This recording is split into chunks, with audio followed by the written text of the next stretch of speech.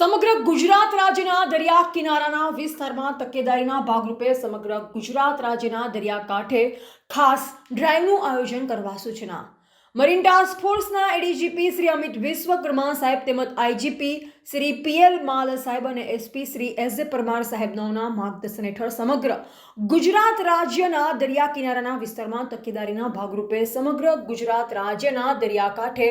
ખાસ ડ્રાઈવનું આયોજન કરવા સૂચના આપેલ, જે અનુસંધાને marine task force Jakhau sector દ્વારા તારીખ 19/1/2026ના રોજ જખૌ સેક્ટરના ડીવાયએસપી આર.એમ. ચૌધરીના નેતૃત્વમાં સમગ્ર મરીન કમાન્ડો ટીમ દ્વારા પિંગલેશ્વર સિધોડી દરિયા વિસ્તારમાં એક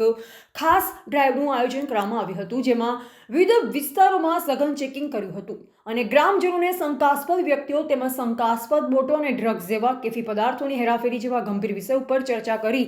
જરૂરી મદદ કરવા સૂચના આપવામાં આવી હતી. રિપોર્ટર રમેશભાઈ ભાનુશાલી, અબડાસા.